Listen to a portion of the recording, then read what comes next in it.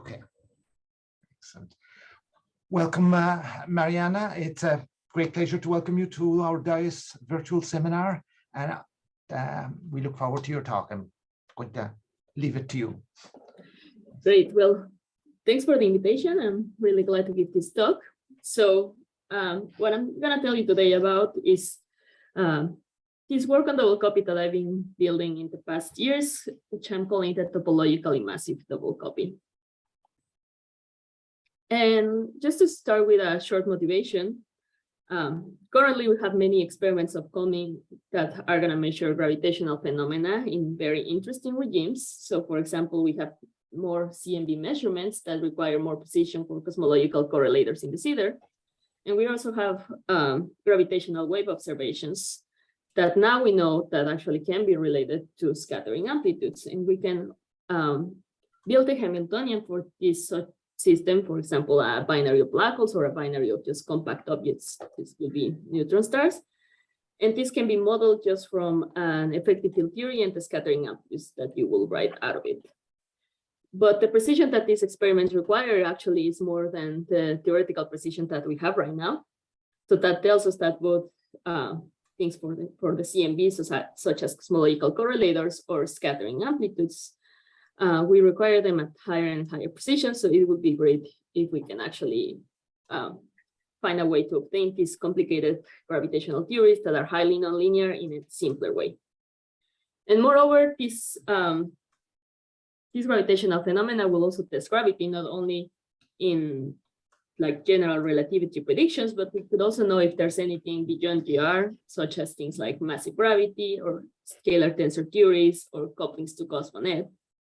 And these can be measured in experiments like LISA in what's called extreme mass ratio in spirals. So one of the black holes will be really massive compared to the other one, or in three-body problems.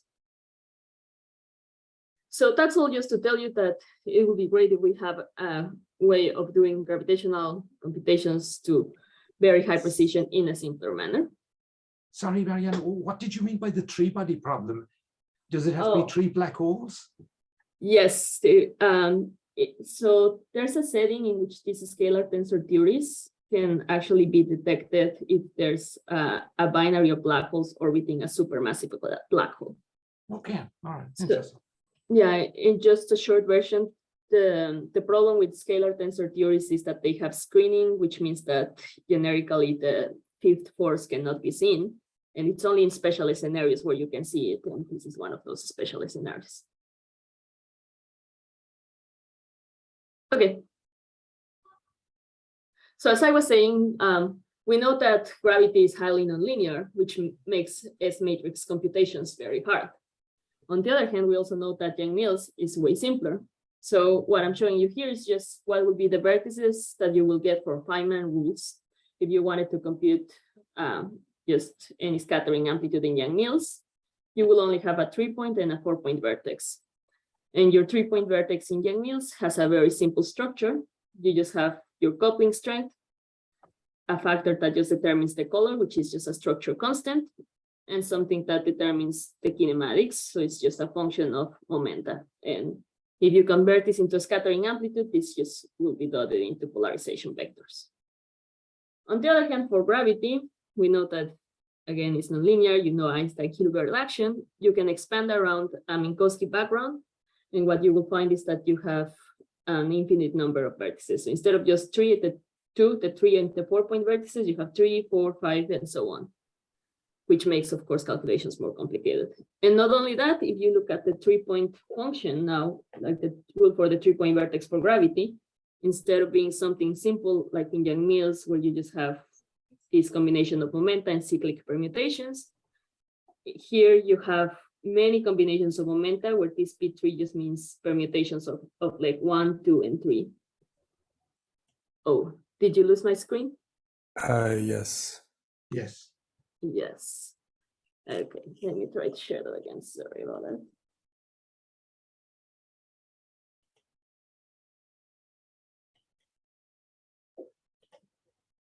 Let's see.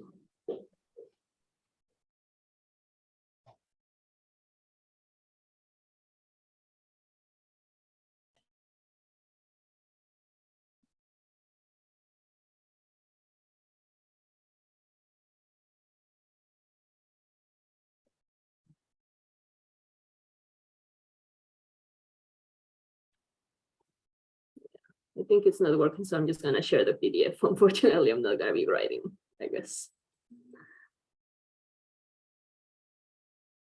Yeah, you see the PDF now. Okay, well. It might work better if you put it on full screen, just or on display mode, but it's up to you.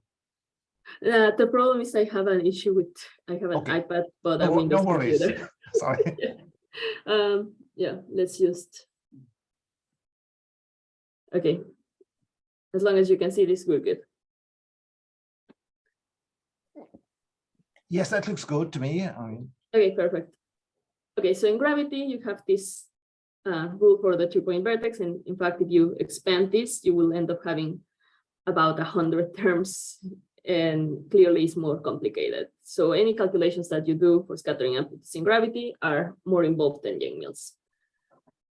And while it looks entirely different, there's a simple thing that has been noticed about 100 years ago, or many years ago already, that if you actually look at the scattering amplitude, but now on shell. Now, what you have in Yang-Mills, if you square it, by squaring, I mean, you grab what you have that has color, and you remove the color, so the structure constant, and you replace it by another factor of this kinematic part, so you get 2 kinematic factors, then you get the 3-point amplitude for gravity. And this only works on shell. And since I'm talking about 3-point amplitudes, just for a second, let's assume the momenta is complex, so this is not 0. So this tells you that somehow gravity is the square of Yang-Mills. And in fact, it's all related to something called the color kinematics duality and this idea of writing gravity as Yang-Mills square. Can I So ask you a question? Yes. What is the gauge for Yang-Mills and the corresponding gauge for gravity? When you write this, The gauge group, you mean? the Or gauge, what, if I'm picking a specific gauge for computing the Feynman rules? yes. Oh, yeah, if I remember right, these 3-point vertices are in the Dunder gauge, the one I was writing above. And what does it imply for gravity? What gauge condition does one get? Is this Yeah. gauge? Yeah, So the Dunder is just d mu h mu nu equal a half of d mu nu h. But at the end, since I'm going to be looking at the scattering amplitudes, not at the 3-point vertex, the gauge doesn't matter. So when I say that these things are related as the square, it's only for the scattering amplitudes on shell, so it is not gauge dependent. And the rule that I showed before, it was in the Dunder gauge. But when I relate this to scattering amplitudes on shell, it's not gauge dependent anymore. Okay. Okay. So the idea is, in fact, you have a relationship of on-shell scattering amplitudes will not depend on any gauge that you choose, and you can compute observables out of them. So the question is now, can we use this to solve hard problems in gravitational physics from starting in simple ones that we know how to compute in gauge theories, such as Yang-Mills? And in fact, there's been several papers relating this to find gravitational radiation and the conservative Hamiltonian for these binary systems that I was talking about before. But there's also another question. This is very interesting relation that we don't know if it only holds for Yang-Mills and gravity or for more theories. And in fact, it holds for more theories. So understanding this double copy relation also will help us understand a little bit more about the structure of gravity. So what I'm going to focus on this talk is exploring the range of applicability of this double copy relation and help to see if it helps us understand the origin of this duality. So now let me just show you what is one of the most common setups for looking at the double copy, which is called the BCJ double copy. So this BCJ double copy is now the exact idea of what I did for the 3-point functions before, but now I'm going to do it for any endpoint amplitude. It's a scattering amplitude on shell, and I'm going to be able to relate all the gauge amplitudes to gravity. So the idea is the following. If you have any endpoint scattering amplitude for a field Yang-Mills, which is as a mu a with any, let's say, SUN gauge group, you should be able to write it as a sum over trivalent graphs. This just means that they have like cubic interactions of something that can be split into a color factor like the structure constants I showed before, a kinematic factor that was depending on momenta and polarization vectors, and some propagators that I call here di. Now, the way of squaring this according to BCJ is to realize that color factors, since, as I said before, they can be structure constants and they automatically satisfy Jacobi relations, they're going to satisfy some sort of relation that looks like the following. And for Yang-Mills, surprisingly, these kinematic factors satisfy the exact same algebra. And since color and kinematics satisfy the same algebra, now you're allowed to exchange one for the other. So if I exchange this color factor and I replace it by a kinematic one, the question is, what am I getting here? Is it still a scattering amplitude? Is it something sensible? Does it have the pulse structure and the analytic structure that you will expect from a scattering amplitude? And the answer is yes. And it corresponds to a gravitational amplitude, but not any gravitational amplitude. In fact, from degrees of freedom, you will have one, for example, in 4D, 1 degree of freedom here, 2 degrees of freedom here, and when you square them, you get 4 degrees of freedom. So the 4 degrees of freedom now split into the standard graviton, that symmetric part. There's going to be a trace part that has 1 degree of freedom. And again, since I'm in 4D for a little bit, there's going to be an axion, which is dual to a 2 forms. That's the other degree of freedom. So in 4D, we have 2 from a graviton, 1 from a dilaton, and 1 from an axion. So it's basically the low energy limit of string theory that you're obtaining here. Sorry, excuse me. Yes. I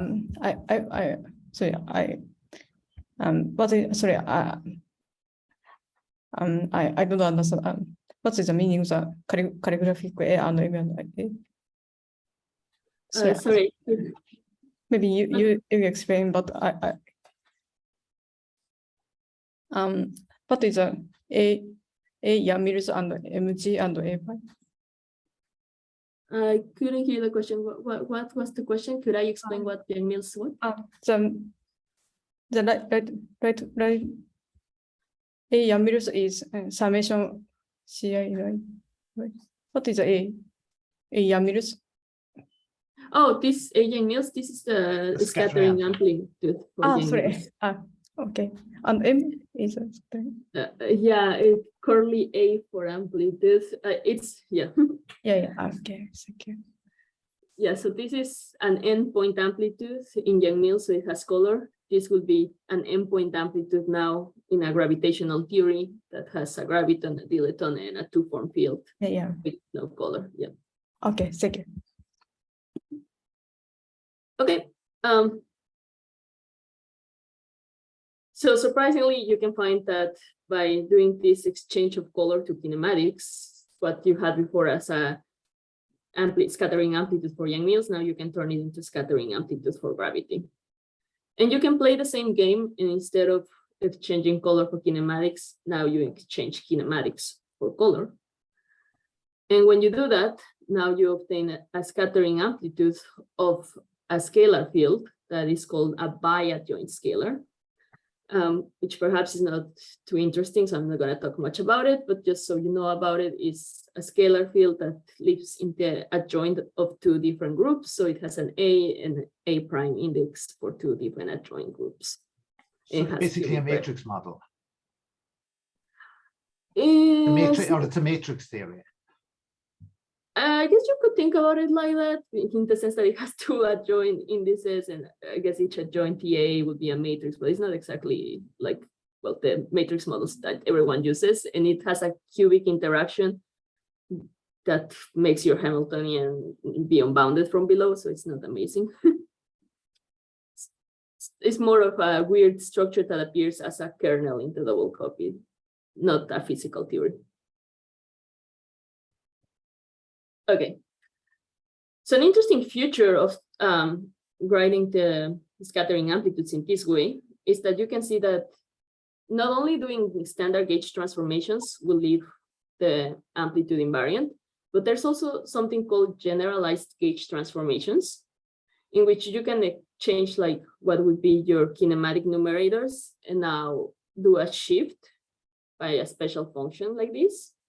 And this will still keep your amplitude for Yang-Mills invariant thanks to the Jacobi relationship being satisfied. So each of these shifts, for example, this S12, S13, and S14 will be what will appear here in these DIs, and they will be canceled. So when you shift, this is where writing would be nice.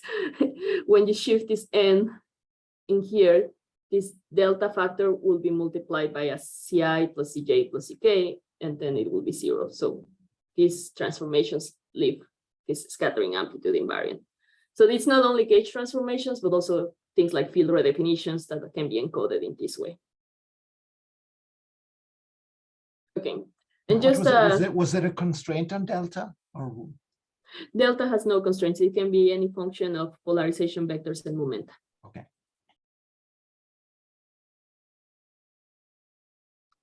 So just to make this a bit more clear, so for a 4-point amplitude, the scattering amplitude for Yang-Mills will be written in this way. These DIs will be the Mandelstam variables S, T, and U. So for the S channel, this will be S.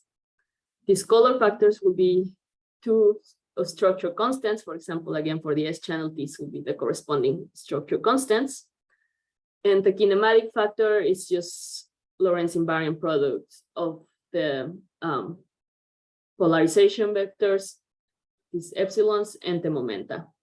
Now, it's not entirely clear from this expression, but this in fact satisfies the same algebra as the structure constants, and it can be checked. Now, another thing to notice is that this expression has one term that doesn't depend on S and one term that's proportional to S. So this comes from what would be pole term, so a diagram that has an interaction, so formed by 3-point amplitudes. And this one with an S, since it will cancel the S, is just a contact term. And it can also be shown that these Jacobi relations imply linearized gauge and diffeomorphism invariance of these amplitudes. But now let me tell you, besides this example that I just showed you, how you can write an interesting relation of Einstein gravity as the square of Yang-Mills by using the color kinematics duality. This is just one edge of an enormous graph of relationships that you can write as what it's called a double copy. And this graph here shows all the possibilities that are known so far. This corner basically uses one of the copies, so one of the ones that form the square as being Yang-Mills, and tends to give you just gravitational theories. There's also some theories that don't have gravity, and there are just scalar effective field theories. There's also theories related to string theory, and it's just the standard idea of having closed strings as the square of open strings. And there are also theories in this corner over here where you have some sort of symmetry breaking. And in this corner, what I'm going to focus on is this little edge over here, which is massive gravity, and trying to understand how could you build a double copy for theories of massive gravity. And the reason why you will care about massive gravity is because these theories can explain acceleration of the universe, and in general, there can be an interesting alternative for GR that just gives you a modification of gravity. So let's focus on that now. And before I go to that, are there any questions? I think that's okay. Okay. So now let me repeat what I just did for the massless BCJ double copy that I showed you before, but now I'm gonna do it massive. So the only thing that changes from what I was showing before is that in these denominators, instead of having Mandelstam variables, just like the standard propagators, like an S, now is S plus M squared. Now the particles that are interacting, like you can have a massive Yang-Mills field or a massive graviton field. Sorry, isn't there a problem with a massive Yang-Mills field? It has an extra, it's no longer two-component, it's... Yeah, now you have an extra polarization. Mm-hmm. You can deal with that, and you can build a theory of a massive Yang-Mills field that is well behaved. You just have to take into account the extra polarization. Okay. So yeah, let's assume now that the fields that are mediating now interactions are massive, and do the same procedure as before. So now, just because it's useful how to see this with matrices, instead of using this as a sum, let me write this as a matrix multiplication. So these CIs now are a vector that is, sorry, that C is the transpose, so it will be your row vector. Now the propagators, this 1 over S1 plus M squared, we're gonna denote them as a n by n matrix D. So this is a D minus 1. And the Ni now is a vector n. So all I'm doing is just rewriting this sum as a matrix equation. And if I assume that there's color kinematics duality for the theory I'm looking at, just as before, I could exchange the color for the kinematics, so the CIs for the N's, and just rewrite my gravitational amplitude. And that would mean that the kinematic factors, these N's, satisfying the same algebra as the C's. So again, just rewriting the algebra that I had before. So just to show it to you. So this Ci plus J plus Ck equals 0. Now I rewrite it in matrix notation. So MC equals 0. So M will be, it's a matrix like for a 4-point function where you just have 3 manless variables. So S, T, and U. M will be a 3 by 3 matrix where the first row is 1, just 1, 1, 1, and everything else is 0. So that will just give you CS plus CT plus CU equals 0, which is your Jacobi relation. Now, kinematics, color kinematics duality will imply that this Mn is equal 0. But what happens if it's not? And in fact, if you just go and compute your standard massive Yang-Mills and check, okay, let's write the scattering amplitudes in this way, and check if the color factors and the kinematic factors satisfy the same, you will find that this is not true. One question. Yes? What was capital M? So capital M is a matrix that acts on this vector now that has color. So the color vector is this, and capital M will be a matrix. So this MC equals 0 in components will look like this. Okay, okay. So in like a 4-point amplitude is CS plus CT plus CU equals 0. Okay, thank you. Yeah, sorry about that. I was hoping to be able to write it and it would be more clear.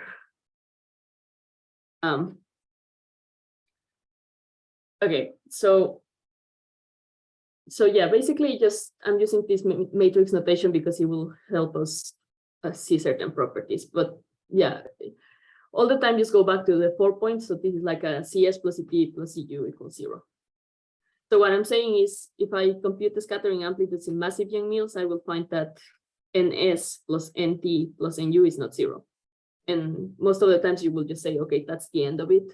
And it doesn't have color kinematics duality, so you cannot have a double copy. But when you have massive theories, there's something that happens that allows you to actually do a double copy. And it's the fact that now we can use again these generalized gauge transformations that I mentioned before. So N will shift to N plus delta N. So this will shift by a factor of delta N here. And these generalized gauge transformations are defined so that the Yang-Mills amplitude doesn't get changed. So this with a delta N, so this equation over here should be 0.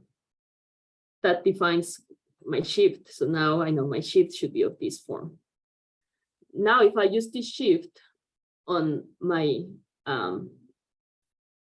what will be the kinematic Jacobi identity, now I will find that this Mn gets shifted by the following quantity.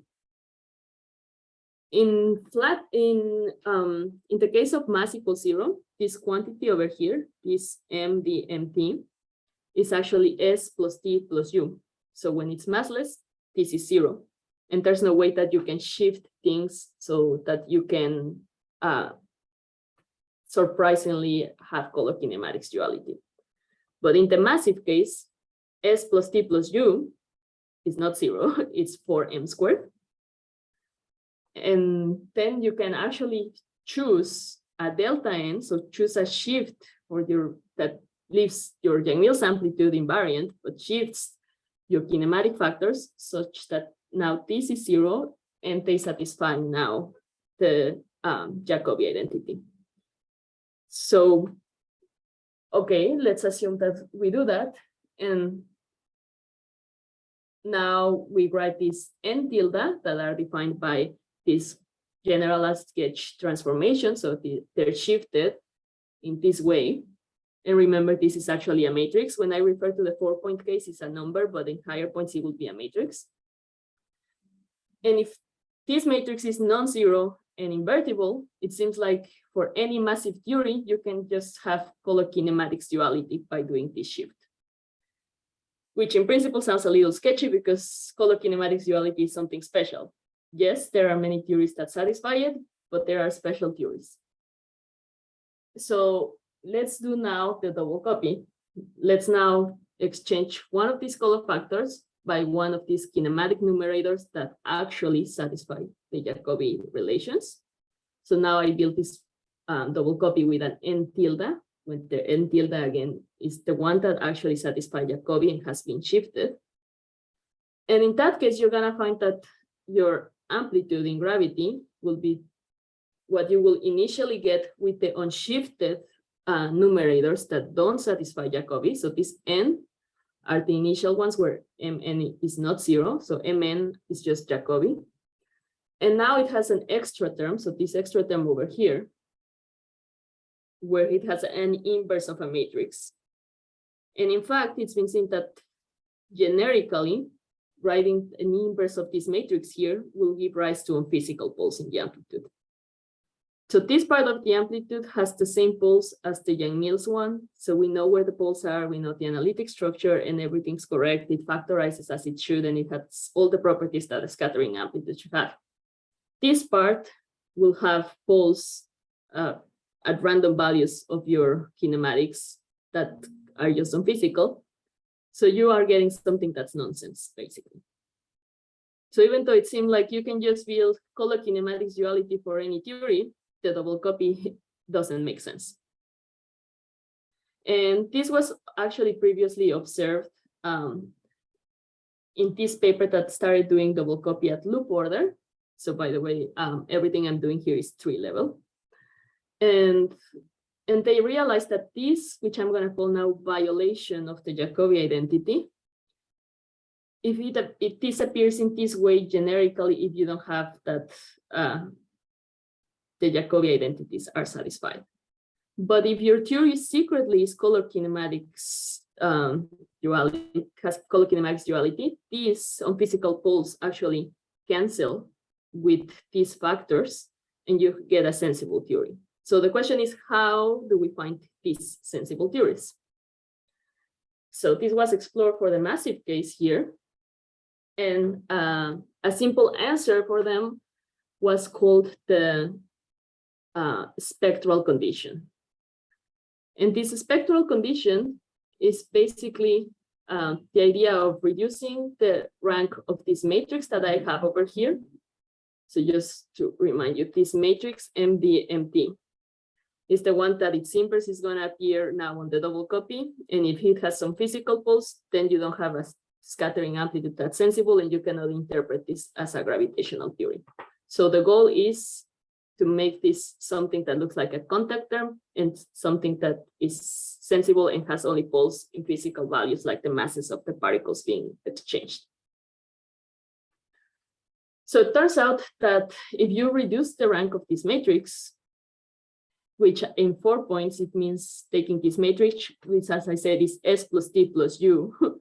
So S plus T plus U just gives you the sum of the masses. Now let's assume that you have different masses exchanged at different channels, minus the mass at the S channel, T channel, and U channel. If you have that this is 0, that means again, that in principle that cannot be inverted and it looks like the massless case.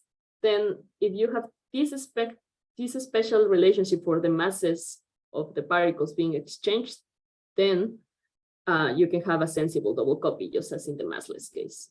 And these kind of masses, so assuming that now instead of just having one massive Yang-Mills field, you have a tower, an infinite tower of massive Yang-Mills fields with these relations, then you actually have the spectrum of a Kaluza-Klein theory. So this is simply the idea that if, say, in 5D, you have a massless Yang-Mills field, and then you compactify over a circle, and then you will obtain now massive Yang-Mills fields.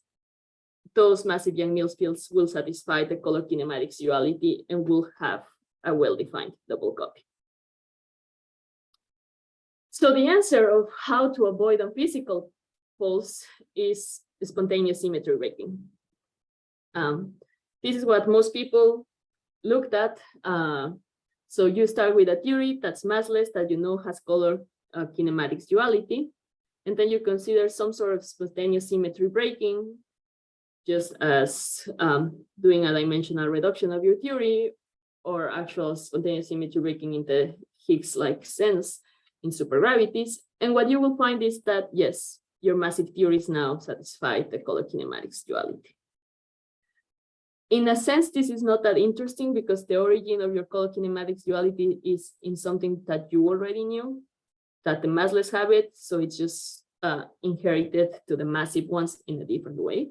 It can be complicated to show in generic scenarios, but again, it's just because you know originally your theory satisfied this symmetry, so you just break other symmetries and then you still have this color kinematics duality. So the question that my collaborators and I were asking was, is there something else, something more extreme and a different version of obtaining this? And we found that yes, there is. And to find that, you have to go to 3D. Now, the reason for going to 3D kinematics is, so this matrix that I've been saying that you have to invert and that gives you the unphysical poles, when you do spontaneous symmetry breaking, so people have called this, that you require that this matrix has a minimal rank. This minimal rank is just reducing the matrix to the rank that would appear in a massless theory. And when you reduce the rank of the matrix, this gives you just some null vectors of your matrix, and these null vectors of your matrix will give you relationships between the kinematic factors. So let me just go back to this expression. So again, we are focusing on this matrix over here. The padding in 4 points is S plus T plus U. And what we want is to, in higher points, it will be something more complicated, and instead of just a number, it will actually be a matrix. What we want is to reduce its rank. But if we reduce its rank, it's actually gonna give you extra relationships between these MN. So extra relationship between the kinematic factors. These relationships between the kinematic factors, they're called BCJ relations. And in the massless case, it is known that your scattering amplitude satisfies these relations, and there's a fixed number of relations per endpoint amplitude. So for example, at 5 points, it is known that there are 4 relations in the massless case. So the standard case in massive theories with spontaneous symmetry breakings is to take your 5-point amplitude and check that it has these 4 relations. Now, in 3D, we also want to get some extra relations between your scattering amplitude. And the way to do that, again, is reduce the rank of that matrix. And how you do that is by setting the determinant of the matrix to 0. So it was noticed that the determinant of this matrix is actually proportional to a gram determinant with these indices smaller than 5. So it's going to be an epsilon with 4 indices. So if we go to kinematics in 3D, an epsilon tensor that's antisymmetric with 4 indices is 0, which means that the determinant of this matrix that just causes all these problems is going to be 0. So we are reducing its rank by 1. Reducing its rank by 1 gives you one so-called BCJ relation. So it's just a relationship between the amplitudes of your Yang-Mills theory. Sorry about that. So it's just a relation for the amplitudes of your Yang-Mills theory. And having this extra relation turns out to be enough. In the standard massless case, as I said, there are 4 such relations. In 3D, we have only 1 such relations. And then we can show with only 1 such relation, you get a scattering amplitude that's sensible. You have no spurious poles. It factorizes correctly. And this relation is satisfied by what's called a topologically massive theory. Are there any questions so far? If not, I'll go and show you what I've been saying, but with actual details and math. When you go from 4 to 3 dimensions, the dimension in Yang-Mills, you go from a dimensionless coupling to a dimension-full one. Correct. And I mean, does that not cause some complications? Something very different to be going on in this? Yeah, if you want to actually define the theory as a renormalizable theory, just as it was in 4D, you have many issues. But if you just care perturbatively about 3-level amplitudes, you can still define everything, and everything's fine. Also, I'm not going to work with standard Yang-Mills. I'm going to work with topologically massive theories. So it's also going to be a bit different. Okay. Because, yeah, I'm just going to introduce the mass dimension by hand. So,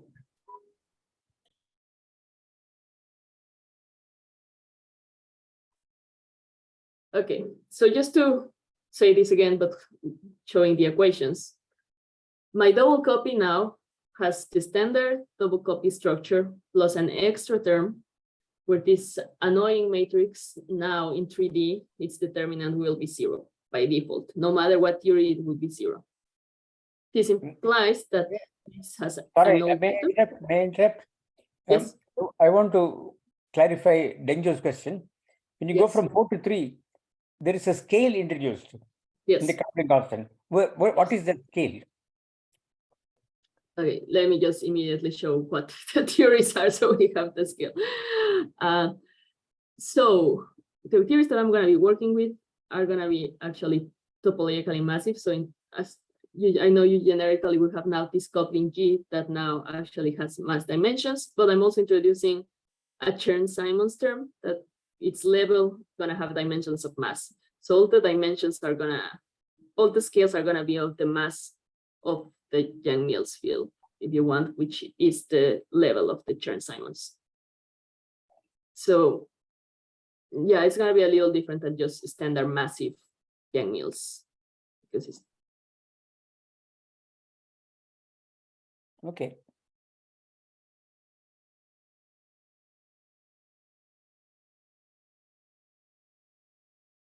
okay.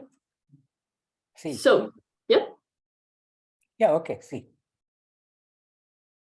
Okay, if it's not clear or after I keep saying this, just let me know again. In any case, so I was saying in 3D generically you will have a null vector for this matrix, and then you can invert in the space orthogonal to this null vector to be able to obtain your double copy. But then you need that this so-called violation of the Jacobi identity. So remember, this M is a matrix, N is a column vector. You need that this is in the same space that's orthogonal to that null vector. That just means that Mn dot this null vector is 0. They're orthogonal. And that is what I've been calling this VCJ relation. So that gives you an extra relationship between all these kinematic factors of your theory. And that relationship alone allows you to have a well-defined double copy. That alone will tell you that this factor over here factorizes properly, and the residues of the spurious poles that seem to be there are actually 0, and this actually is just a well-defined contactor. So this is what I showed for 3, 4, and 5-point functions with 2 students at Imperial, Arsha Momeni and Justin Nashrambutis. We actually showed this numerically, so there's no much point in showing you the details here. Besides, this is how it works. And we were able to show that if you compute the scattering amplitudes of topologically massive Yang-Mills, you will find that they satisfy that so-called BCJ relation and the double copy corresponds to topologically massive gravity. So now let me introduce what these topologically massive theories are. So topologically massive Yang-Mills and massive gravity are basically taking a standard Yang-Mills and gravity and adding a Chern-Simons term. And given this Chern-Simons term, they break parity. So they just describe each of them 1 degree of freedom. So it's 1 massive degree of freedom. So for example, for Yang-Mills, the action just has a standard Yang-Mills term, just your F squared. And then you have a Chern-Simons term that looks like the following.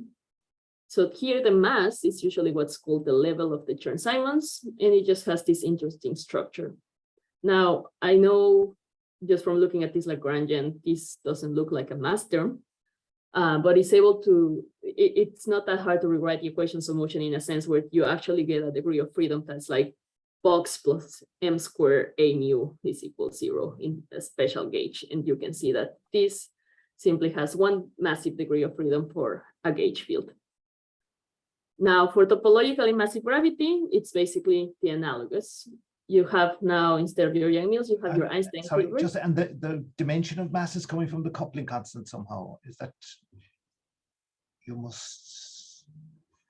So let's see. Because in Chern-Simons, it's naturally just a pure number on dimensional counting. So when you introduce it into the propagator, you are inheriting some dimension from the coupling constant. I guess it depends how you normalize your AMU field.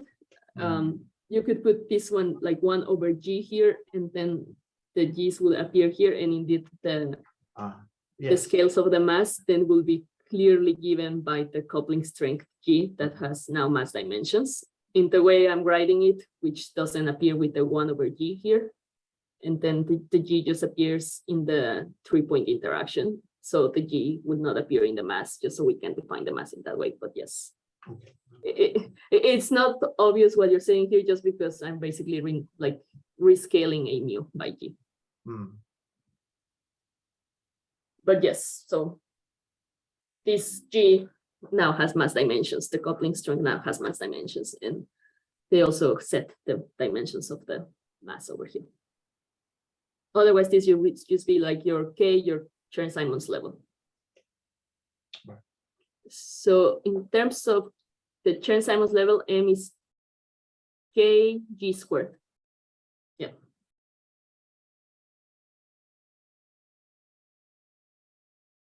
Okay. And so for topologically massive gravity, again, we just have Einstein Hilbert, and then you have like what's called now a gravitational Chern-Simons. Important thing to mention is that Einstein Hilbert has the opposite sign that the usual one will have, and it's just because if you have the sign that your standard Einstein Hilbert action has, you will get ghostly degrees of freedom with this topologically massive theory. So you just have an extra minus sign here. Aside of that, you just have propagating degrees of freedom that are massive. So, and the square of the massive Yang-Mills, which is 1, gives you 1 degree of freedom, degrees of freedom match, and the amplitudes match.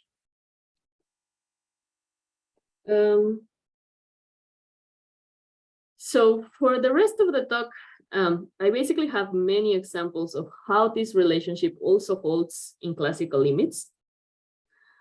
But since we have about 13 minutes and I know time is flexible, I'll just give you some examples and then we'll see what could be more interesting to talk about. So let me maybe move now to the example in the Icona limit where you couple now this theory to matter. So far I just told you, well, I can actually have the topologically massive Yang-Mills squared and obtain topologically massive gravity. So a question could be, what about if I start coupling things to matter? Because it would be interesting to actually just have these as mediators. And for example, let's couple it to a scalar field that has exactly the same mass as the topologically massive Yang-Mills field. And this scalar field, in this case, is just in the adjoint for simplicity. So we can look at the 4-point amplitude and do this squaring procedure. And when I say squaring, is in the sense of BCJ, as I explained before. So grabbing color factors and exchange them for kinematic factors. And what you will find is that you do get a 4-point amplitude that looks like that is interacting through a topologically massive graviton, but you get an extra contact term from the scalar fields.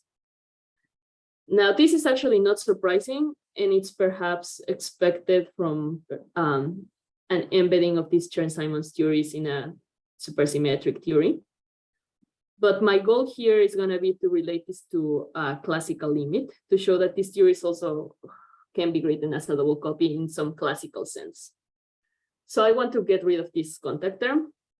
And you can do that very easily if you go to the Icona limit, which also gives you classical physics, because in the Icona limit, this will be subleading to anything that has poles.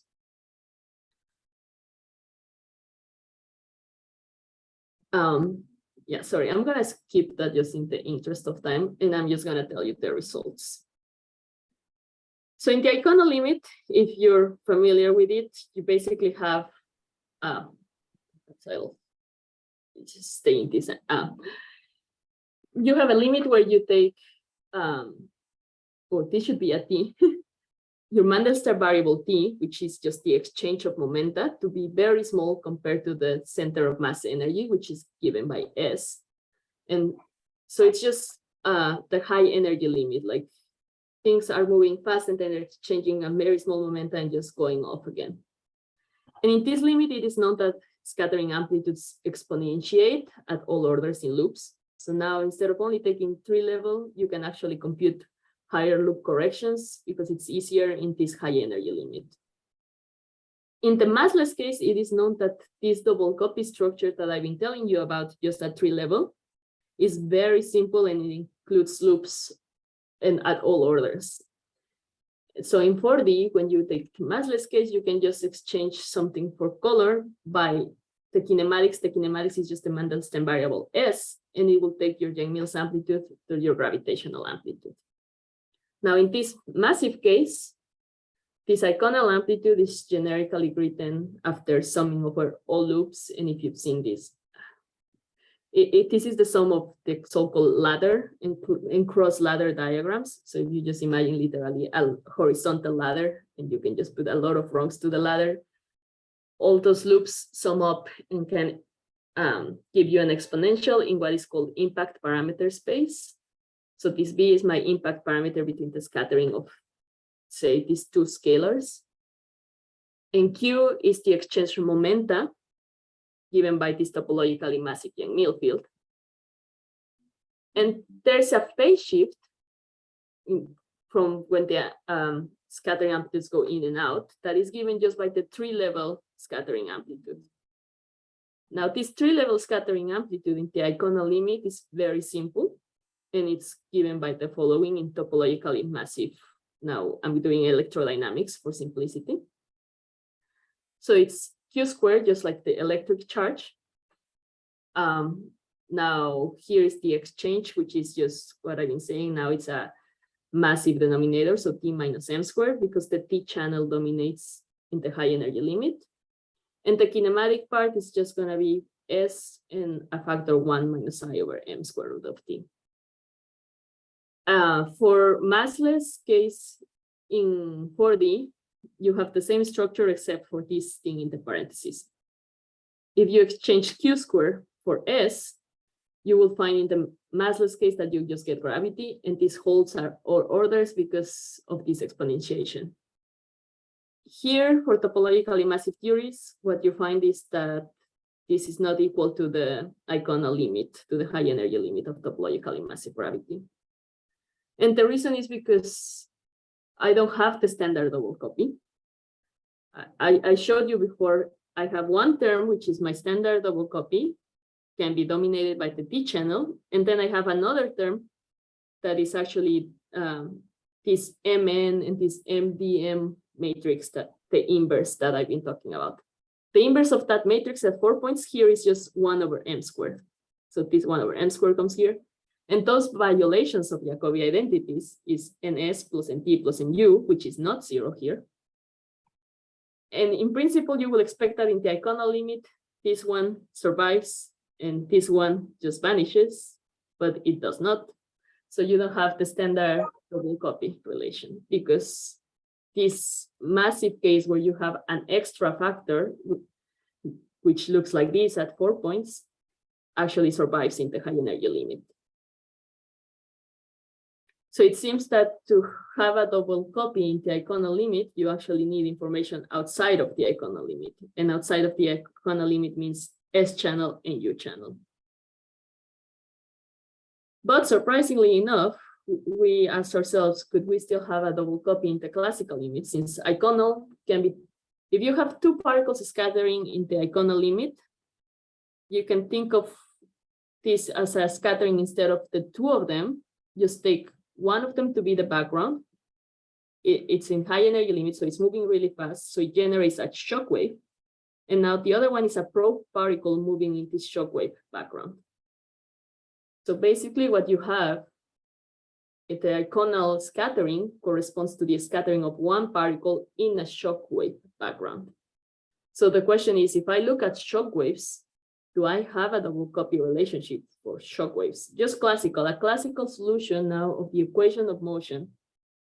Can they satisfy some sort of double copy relation? And the answer is yes, but you have to be a little careful with your choice of boundary conditions. So this classical double copying can be seen now. You actually have to pick a specific gauge.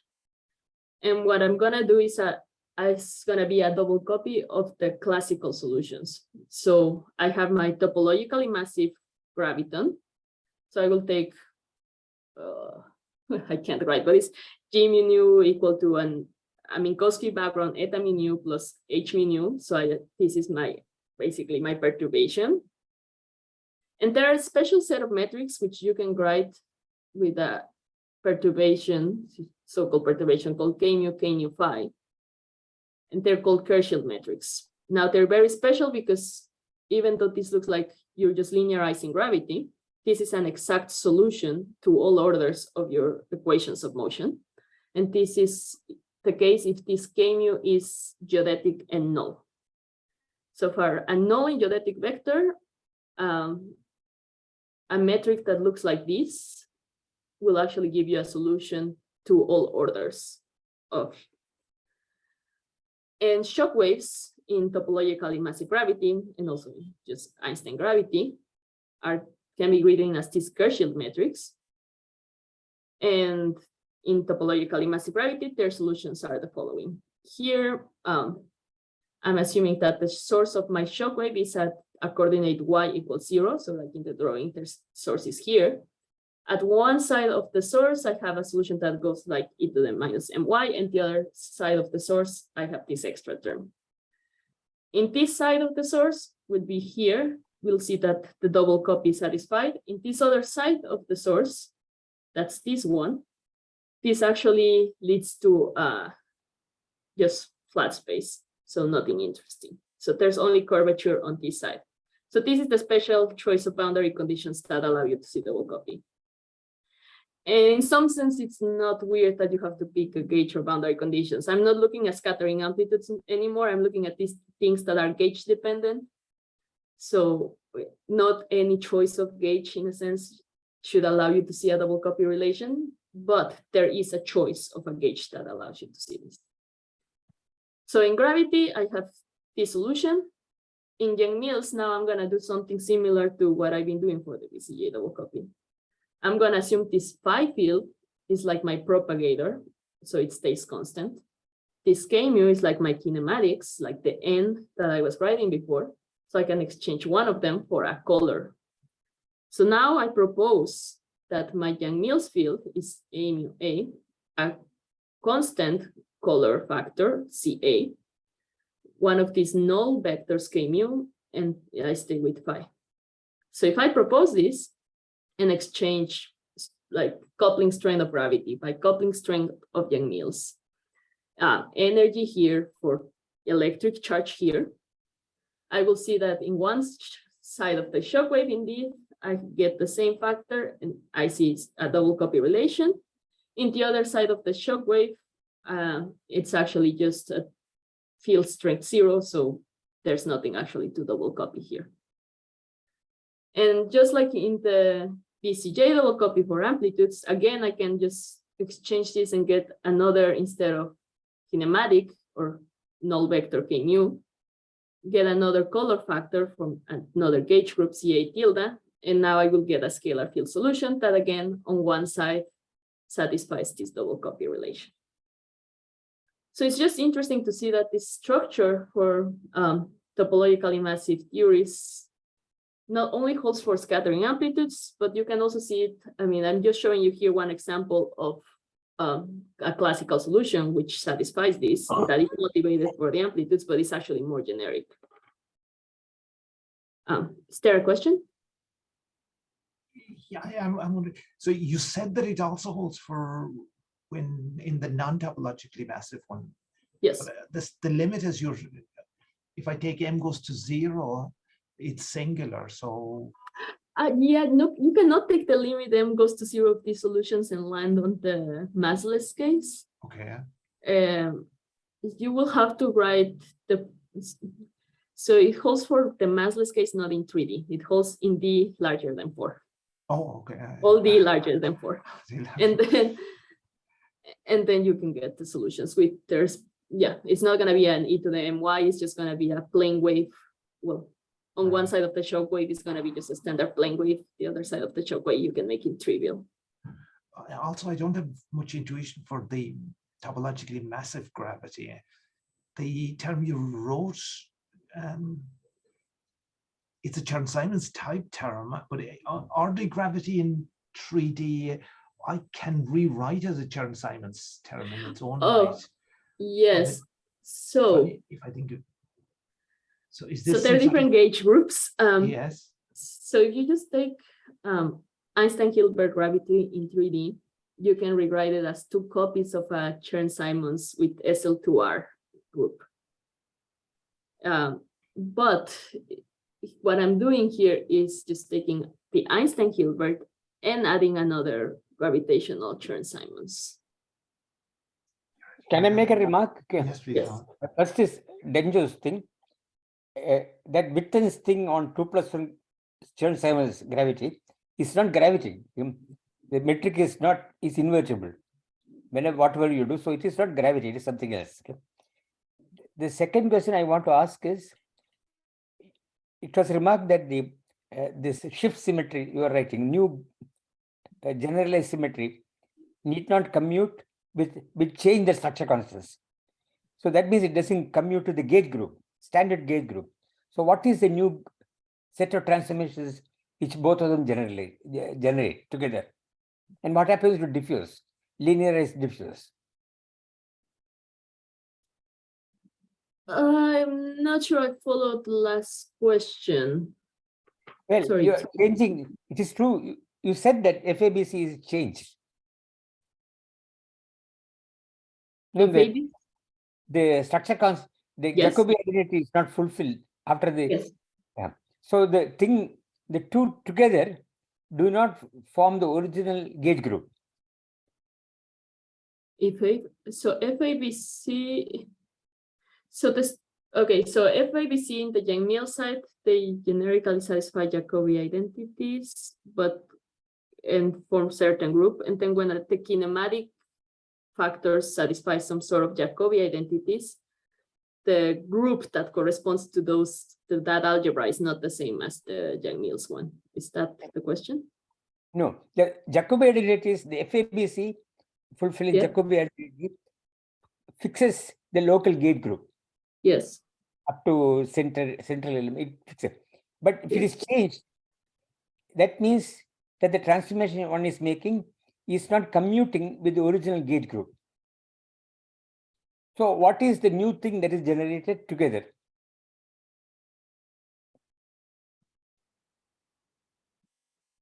Sorry, I'm just not understanding what's the question at the end. I have my FABC, my structure constants, and then you said, so are we talking just about Yang-Mills in general, or is this like Yang-Mills, if you give me FABC, I know the gauge group locally. Yeah. But if you change it, you get something else. But what do you mean if I change it? No, because FABC does not fulfill Jacobi means they are no longer structure constants of any group, any Lie group. So what are they? Yeah, so this is what I'm not understanding with the question. So FABC, I just define them as the structure constants of the gauge group for Yang-Mills. And then you're asking if I change them? You change them because the shift you are making, you mentioned, does not preserve the Jacobi identity. Okay. Yes. Okay. Let me go back to that. This one does not preserve the Jacobi identity of the kinematic part, but it does not change the Jacobi identity of the color part. Yes. No, but it changes FABC. It does not change FABC. Then what is the meaning of saying it does not? The Jacobi identity is not preserved. So there are two Jacobi identities that we have here.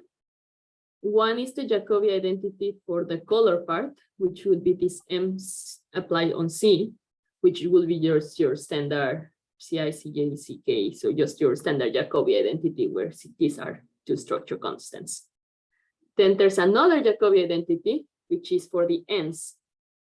This Jacobi identity for these ends is this N defined over here that depends on kinematic factors, which is depending on polarization vectors and momenta. So the thing that is not preserved on this shift that I'm doing here is the Jacobi identity for this N. I see. Yeah. Okay. What do For they mean this- Jacobi identities for N? What is the geometrical meaning of the Jacobi identity for N? Oh, no, that would be amazing to know. So for self-dual gravity in 4D, it is known what the algebra corresponds to. So then I will actually have more of I can interpret a Lie group and everything.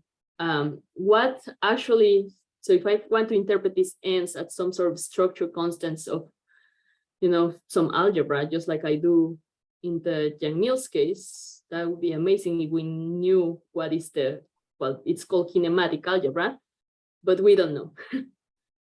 So we do not have any specific,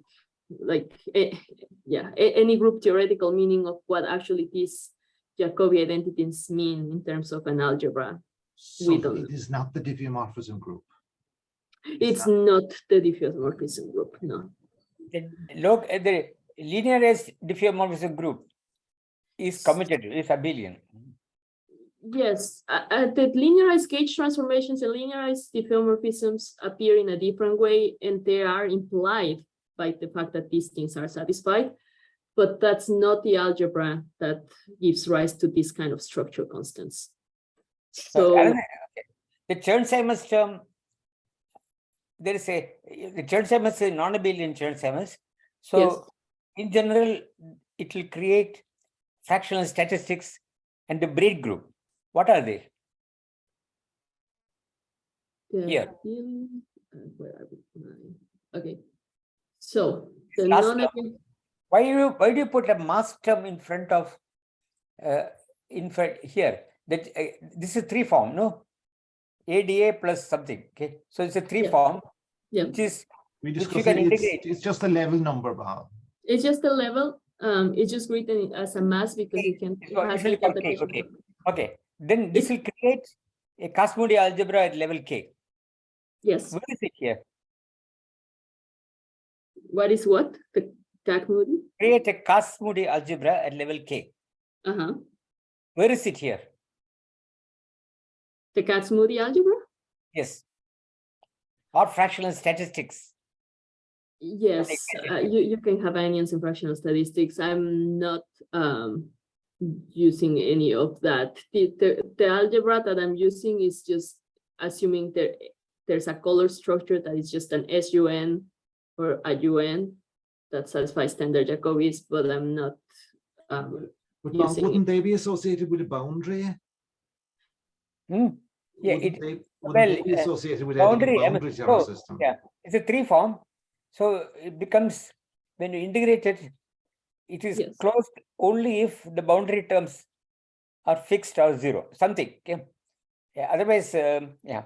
So normally what happens is cosmology ranges at the boundary.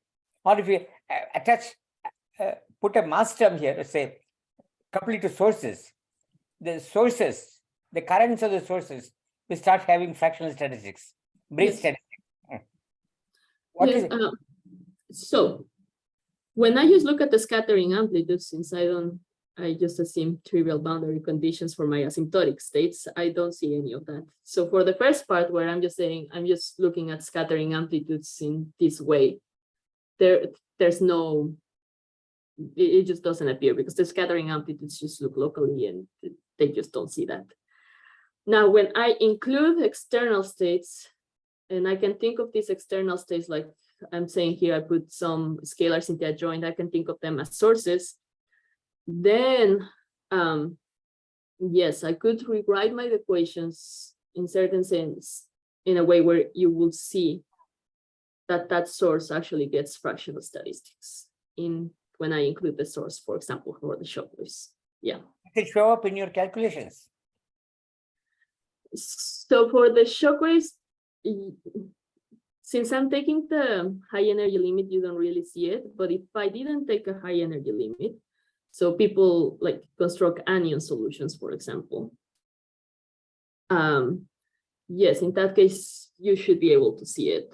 The thing here is for my goal, since I just want to see a double copy structure, we actually don't know how to see it in that case, and we only know how to see it in this high energy limit case. We didn't look into that.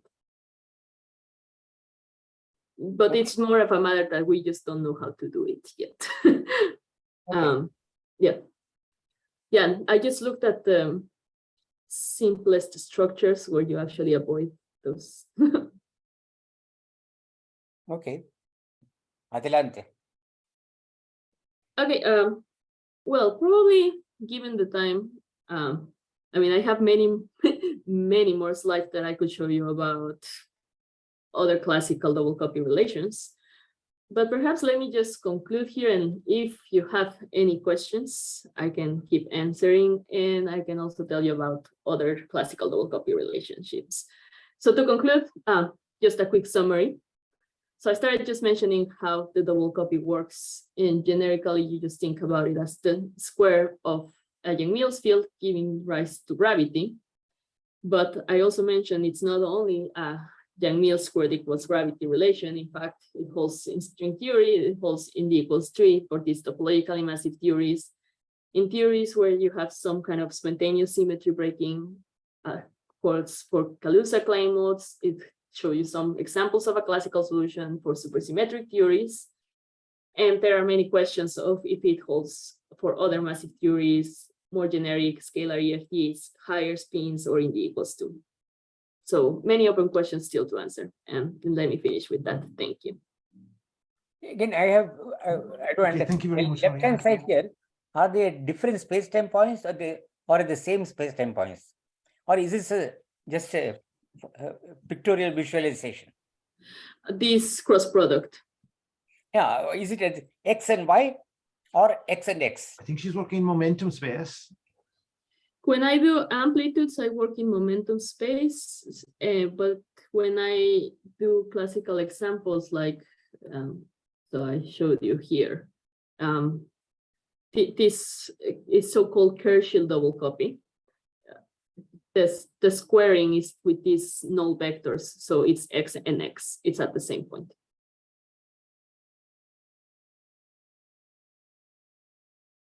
So there are two momenta there.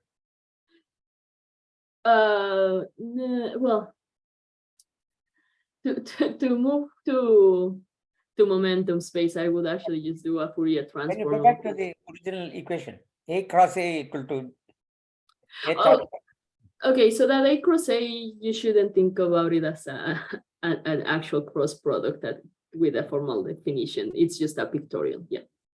It's a pictorial visualization. Okay. Yes, that one, just think about it as a pictorial. There's some examples actually of people that do define a proper cross product that gives that. But the examples I'm giving you, I'm not doing an A cross A for a double copy. I'm doing like a color kinematics duality version in which I exchange kinematics for color. So N for C in the amplitudes, or K for C in this classical case. So I'm not really squaring A's, but I'm more doing a color kinematics exchange for the double copy. There's different ways. Yeah. So, I mean, your example here is very different to the way you presented it, because it's no longer a scattering. This shock wave. It's a shock wave, but Yeah, so the scattering would be related to the shockwave by the geodesics. If you put a probe particle in this shockwave background, and then you just take that probe particle and try to see how it deviates and just compute anything observable you want for that probe particle, you will get the exact same results as if you just take the scattering amplitude in the iconal limit that I showed before. okay, yeah. Yeah, I can't visualize through the details of it, but there's a lot of work went into it. I appreciate that. Yes, I mean, what you actually do is, do I actually have a slide doing it? Yeah, so see, you take now like a point particle propagating in a background that you define by your symmetries to just have like light coordinates on some specific shape. And now you have on one side the scattering amplitude that you computed from a 2-to-2 scattering, something like this. And here I'm just doing a non-relativistic normalization of the scattering amplitude, because you can now take this iconal amplitude and compare it to the amplitude that you will compute just for a first quantized point particle in a curved background. So if I now take just a point particle that I'm assuming is propagating on this kind of background and just do a scattering amplitude calculation now in quantum mechanics, I will find this answer.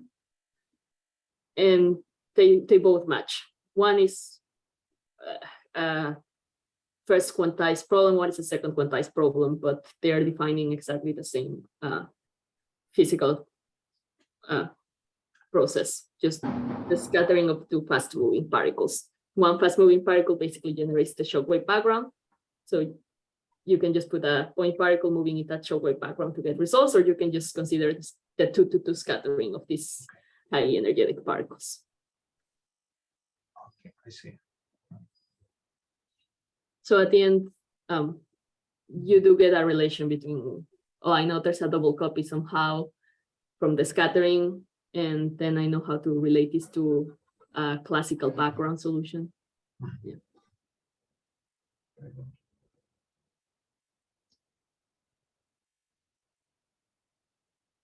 Are there other questions?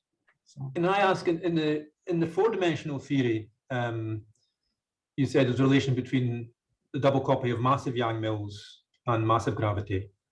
But the only way to get massive Yang-Mills is spontaneous symmetry breaking. Yeah, so Some symmetry broken on the gravity side with massive gravity in 4 dimensions? So the only way that we know so far that this double copy actually gives sensible results is that the massive Yang-Mills are actually an infinite tower of massive Yang-Mills fields from Kaluza-Klein modes. And the massive gravity side, it's the same. It's an infinite tower from KK modes. It would be nice if we could do this just for something like a spontaneous symmetry breaking just with the standard model Higgs and have something nice. But the massive Yang-Mills must break gauge invariance, surely. Yes, it does. So is there any breaking of symmetries on the massive gravity side? I mean, well, since it comes from KK, it actually has an origin. I mean, you know that the higher dimensional theory had a gauge invariance, so there's residual, and you can actually see it. So if you just look, I guess, at the 4D theory, it does look like it's broken, right? You just get a massive graviton. But Sorry, it's just is it isometry or is it the tangent space group, or which symmetry is broken in the gravity side? 5, I guess you break one of so you don't have full 5D diffeomorphisms anymore. You only have 4D. So Oh, so the diffeomorphism group is broken. Okay. yeah, because you will think of a 5D massless Einstein-Hilbert term, and now you want to compactify the 5th dimension over a circle. So yes, you're breaking Okay. diffeomorphisms, Lorentz, yes, all over the 5th dimension just by making that a circle. Thank you. I mean, people actually were trying to use this to build the RGT massive gravity. I don't know if you're familiar with that, the ghost-free massive gravity. So not people didn't, like, the original motivation wasn't to actually write just Kaluza-Klein theories, which, as I said, if you just get this from just some sort of breaking of symmetries from a higher dimensional theory, you know why you have color kinematics duality. So people wanted these things that are called DRGT. So there's a theory of massive gravitons. It's hard to make a theory of massive gravitons to be consistent. So it has very special interactions between the massive gravitons so that you don't have any ghostly degrees of freedom. And the question was if you can actually get those interactions out of a double copy. And it worked at 4D. And it's very interesting because at 4D, it gave rise to a specific set of values for the coupling strengths of this theory that are consistent with these positivity bounds for scattering amplitudes. So it implies that there's something special about these values, some unitarity causality properties. And now it also arises, these values are the only values that are allowed to make this theory supersymmetrized. So there's a construction now of, I think it has, is n equals 2 supersymmetry ghost-free massive gravity. That is the one that satisfies the double copy. And just to clarify, I mean, a lot of the time when people talk about massive gravity, they talk about bimetric theories. You just have the one metric. Yes, just the one metric. So just this standard ghost-free massive gravity, what I'm saying, the RGT, you can build it of these bimetric theories by just making one of these non-dynamical, and that gives you the correct structure. If you make the other one dynamical, then things get more tricky, and I mean, I guess you will have to consider 2 Yang-Mills fields to give you like the 2 massive gravitons, and the whole analysis of if the double copy works changes. So no one has done it. Yeah. And the mass of this graviton is meant to be, it must be incredibly small. So phenomenologically, yes, to agree with observations. I think it's 10 to the minus 24 EVs now. Yes, like and how does that fit with Kaluza-Klein reduction? Oh, with KK, I don't know. With the standard DRGT, it fits okay with like the, I mean, you think about this as an effective field theory, and you just kind of set the scales at which you have the cutoff of your EFT for Kaluza-Klein. I mean, now it depends on what would it the not, dimension. would it not mean that the Kaluza-Klein dimension was quite large? Yeah, you're gonna, I mean, mass goes like in R, yeah. I don't think, I think these things are ruled out if you actually think about it. Okay, all right. Yeah, I will. You can never rule out, you just put very stringent bounds, right? Sure. But I will say this KK relation is not very phenomenologically motivated. Okay. It's So, more of exploring how you can get something sensible. yeah, no, I appreciate it. And your interest was in the 3-dimensional case anyway. So Yeah. Are there other questions? Just I think Bal has left us. Mm. We have to go. Yeah. Sorry, can I ask you a question? Please. Yes. Before you said that at a certain point that in order for the gravity part of the theory to satisfy the Jacobi identities, you choose a particular shift of the coordinates. Okay, doesn't this imply a loss of generality somewhere? So in this case, right, that I was saying, I have to pick a specific gauge to see the Yeah. double. Yeah, I wouldn't say it was a generality. I mean, now scattering amplitudes are gauge invariant. So of course, there's no problem with choosing gauges there. But if I want to do something classical, if I'm not looking at an observable, then it's gonna be gauge dependent. So in fact, it's just gonna, you would never expect that every gauge lets you see this double copy relation. If you look at things like a field, that's not gauge invariant. But I agree that this is not the nicest thing. So actually, after checking this kind of relation, we realized, I mean, I'm telling you here, curvatures and field strengths are 0 here and they're not here. So at the end, we decided the right thing to do is actually to look at curvatures. Okay.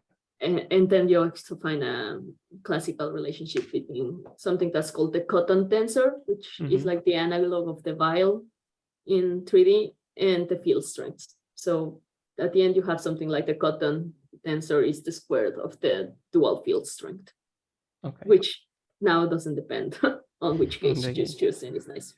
Yeah. Okay, thank you.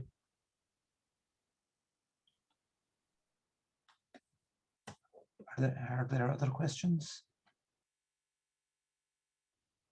If not, I'm going to stop the recording and we can be a bit more relaxed. And thank you very much, Mariana, for your nice talk. No, thank you. Stop the recording.